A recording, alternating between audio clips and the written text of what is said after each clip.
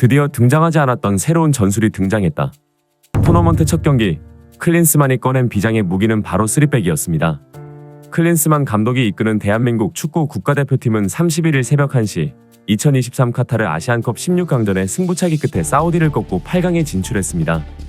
우리나라는 조별리그 3경기에서 1승 2무를 기록해 2조 2위로 16강에 올랐고, 조별리그 2승 1무를 기록한 사우디는 F조 1위를 차지하면서 16강에서 만났습니다. 양 팀의 역대 전적은 18전 5승 8무 5패 동률로 오늘의 치열한 승부를 예고했습니다. 사우디와 만나는 우리나라 대표팀은 16강에 와서 완전히 새로운 판을 짰는데요. 경기 내용과 해외 반응 INTV와 함께 알아보도록 하겠습니다.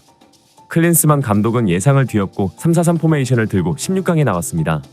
손흥민을 중심으로 좌우에 각각 정우영과 이강인이 공격 삼각편대를 꾸렸고, 이재성과 황인범이 중원을 지키며 좌우에 각각 서령우와 김태환이 위치해 미드필더 라인을 구성했습니다. 수비 라인에서는 김민재와 김영권, 정승현이 수비 라인을 형성했습니다. 그야말로 깜짝 변화로 부임 후 줄곧 포백 전술을 활용했던 클린스만 감독은 이날 3백 전술을 꺼내들었는데요. 앞서 조별리그 3경기 동안 6실점을 허용하는 등 수비 불안이 잇따라 지적되자 결국 고심 끝에 변화를 가져갔습니다. 축구계 관계자들은 선발 라인업의 변화는 어느 정도 예상했지만 전술 자체가 바뀔 거라곤 전혀 예상하지 못했다는 반응을 보이고 있는데요. 클린스만호는 3백 라인을 앞세워 잘 버텨내는 듯했으나 전반 초반 사우디 팬들의 일방적인 응원 공세에 흔들리면서 주도권을 내주고도 실점을 허용하지는 않았습니다. 전반 19분 한국이 처음으로 유효한 공격 기회를 만들었는데요. 황인범의 침투 패스를 따라 손흥민이 전방으로 질주했고, 왼쪽에서 공을 잡은 손흥민은 페널티 지역 안에서 돌파를 시도한 뒤 공을 전달하려고 했지만 킥이 상대 몸에 걸리며 기회를 날렸습니다. 전반 26분 수비 진영에서 김민재가 패스를 차단한 뒤 김태환에게 패스했고, 김태환은 전방으로 달려가는 손흥민에게 로빙 패스를 전달, 손흥민이 달리면서도 정확한 터치로 공을 잡고 알라자미와 경합에서 이겨낸 뒤 오른발 슈팅을 때렸지만 골키퍼의 선방에 막혔습니다. 전반 40분에는 사우디의 헤더슛이 2번이나 골대를 맞았는데요. 코너킥 상황에서 첫 번째 슈팅이 크로스바를 맞고 나왔고, 이어진 알자라미의 헤더도 크로스바를 맞췄습니다. 마지막 공을 알도사리가 헤더로 돌려놨지만 이번에는 골라인 앞에서 김민재가 머리로 걷어냈습니다. 하지만 클린스만호는 후반 시작과 함께 실점을 내줬습니다. 후반 1분 모함메드 알브레이크가 롱패스를 찔러주자 살렘 알다우사리가 원터치로 방향을 돌려놨고, 문전 앞으로 쇄도하던 압둘라 라디프가 오른쪽 골문 구석을 겨냥해 왼발로 밀어 넣으며 골로 연결됐습니다. 골키퍼 조현우가 몸을 날리면서 팔을 뻗었지만 역부족이었는데요. 클린스만호는 이로써 이번 대회에서 벌써 7실점을 헌납했습니다. 수비 불안 문제를 해결하지 못하면서 결국 16강 문턱을 넘지 못하는 분위기로 흘러가고 있었습니다.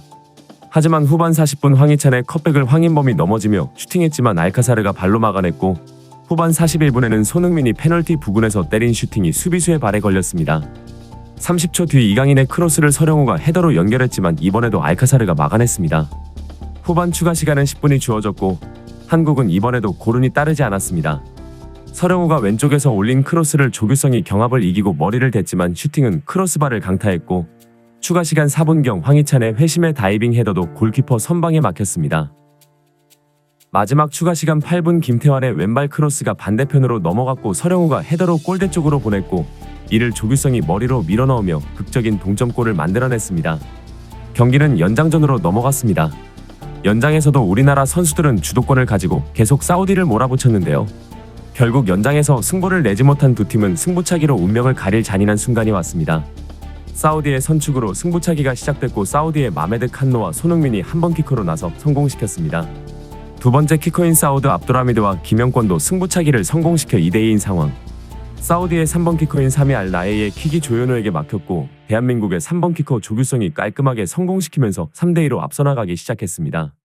그리고 이어지는 사우디의 4번 키커 압둘라흐만 가리브의 킥을 조현우가 또 선방하면서 우리의 4번 키커 황희찬이 성공시키면서 8강 진출을 확정지었습니다.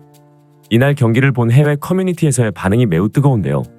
80분부터 한국의 맹공은 놀라웠다. 80분부터 서너 골은 들어갔을 경기였다. 호주는 인도네시아를 쉽게 꺾고 쉬는 날이 많아서 호주가 이길 것 같다 라며 앞으로의 경기가 주목된다는 반응을 보이고 있습니다.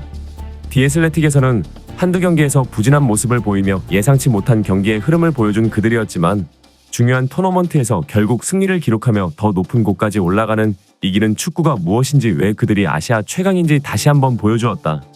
손흥민을 중심으로 어려서부터 아시아 최고의 환경에서 성장한 선수들은 쉽지 않은 경기에서 이기는 방법을 알고 있으며 결국 차이를 만들어내는 클래스를 보여주며 사우디 4만 관중에게 절망을 선물한 것이다. 지난 대회들에 비해 전력이 약해진 호주는 다가오는 8강전 한국전 준비에 벌써 머리가 아플 것으로 예상된다. 라며 오늘 경기 이후 호주와의 경기까지 내다보고 있었습니다. 이러한 반응들이 나오는 가운데 2월 3일 0시 30분 호주와의 경기에서 우리 대표팀이 어떤 모습을 보여줄지 관련 소식 계속해서 전해드리겠습니다. 시청 감사드리며 구독과 좋아요는 영상 제작에 큰 힘이 됩니다. 감사합니다.